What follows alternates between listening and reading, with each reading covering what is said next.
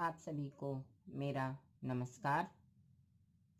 आज की इस वीडियो में हम हिंदी विषय की एक शिक्षण योजना पर चर्चा करेंगे। हमारी इस शिक्षण योजना का प्रकरण है पर्यायवाची शब्द। कक्षा 5 के बच्चों को हमें पर्यायवाची शब्द पढ़ाने हैं। उसके लिए यह शिक्षण योजना तैयार की गई है। हम सब शिक्षण योजना के चरणों से परिचित हैं। हम बस इस पर चर्चा कर लेते हैं कि किस चरण में हमें क्या क्या रखना है। इससे पहले भी हम संस्कृत की 2 शिक्षण योजना पर चर्चा कर चुके हैं। यदि आप लोगों ने वे शिक्षण योजनाएं से संबंधित वीडियो नहीं देखी है तो उनका लिंक स्क्रीन पर शो हो रहा है। आप उस लिंक पर टच करके उन शिक्षण योजनाओं को भी देख सकते हैं। जैसा कि हम सब जानते हैं कि हमें प्रारंभ में दिनांक, कक्षा, विषय और समय का कॉलम बनाना होता है। उसके बाद हमारे आते हैं लर्निंग आउटकम, या यूं कहिए कि लर्निंग आउटकम के आधार पर ही हमारी शिक्षण योजना बनाई जाती है। अर्थात पर्यायवाची शब्द जैसा हमारा प्रकरण है, इसको पढ़ने के बाद बच्चे क्या सीख जाएंगे उसको ध्यान में रखते हुए हमें बच्चों के लिए शिक्षण योजना तैयार करनी है। इस प्रकरण को पढ़ाने के बाद हम कह सकते हैं कि बच्चों को पर्यायवाची शब्दों की समझ है और वे कुछ शब्दों के पर्यायवाची शब्दों से परिचित हैं। यह हमारे इस पाठ के लर्निंग आउटकम हुए। यहाँ पर फिर हमने प्रकरण लिखा जो है पर्यायवाची शब्द। इस शिक्षण योजना को कक्षा में लागू करने के लिए आवश्यक सामग्री: शून्य निवेश से निर्मित TLM बनाया गया है मेरे द्वारा, पर्यायवाची झरोखा और श्यामपट्ट, चौक इत्यादि वह कक्षा शिक्षण की वस्तुएं होती हैं। शिक्षण अधिगम प्रक्रिया के अंतर्गत प्रथम चरण में हम बच्चों से उनके अनुभव के आधार पर कुछ प्रश्न करेंगे। जैसे हम बच्चों से पूछ सकते हैं कि किसी बच्चे को खड़ा करके पूछेंगे कि बेटा आपका क्या नाम है। घर में आपको आपके मम्मी पापा, भाई बहन या दादा दादी, चाचा चाची और भी किसी नाम से पुकारते हैं क्या?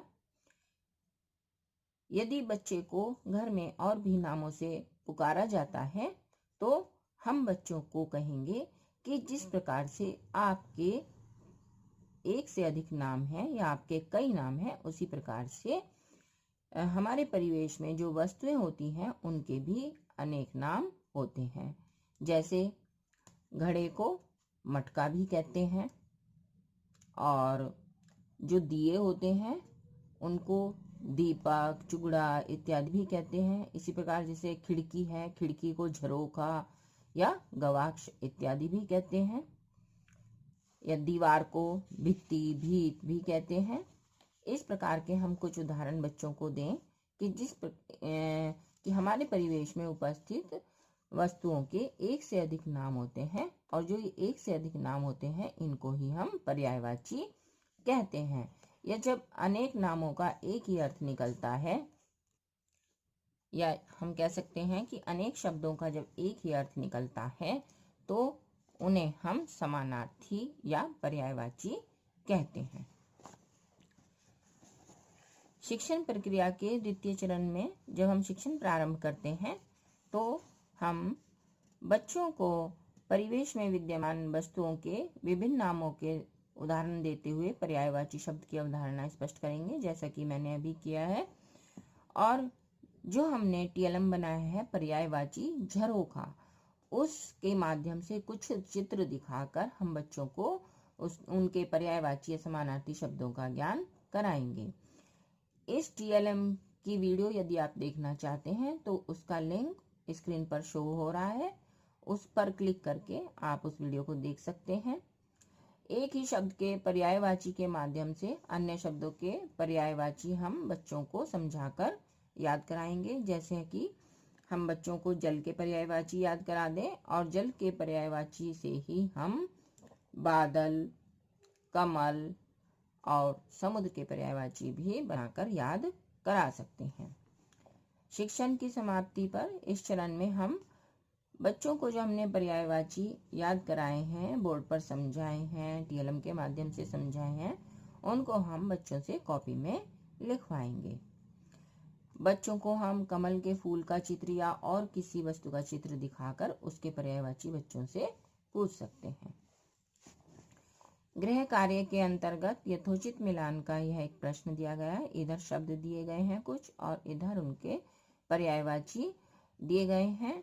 इनको सही पर्यायवाची से मिलान करना है। शब्दों को अपने सही पर्यायवाची के साथ उनका मिलान करना है। दूसरा प्रश्न है कि सही कथन के सामने सही का निशान और गलत के सामने गलत का निशान लगाएं। यहाँ हमने कुछ वाक्य दिए हैं, जैसे पानी को वारी भी कहते हैं, जलद और नीरज पर्यायवाची शब्द हैं, कमल का एक नाम अंबुज भी है, बादल को जलधि भी कहते हैं। इनमें से जो सही है बच्चे उनके सामने सही का निशान लगाएंगे और जो वाक्य गलत है उनके सामने गलत का निशान लगाएंगे। बच्चों के रिस्पॉन्स के, बच्चों की प्रतिक्रिया को देखते हुए जब हम ये प्रकरण पढ़ा रहे थे उसमें बच्चों की प्रतिक्रिया को देखकर हम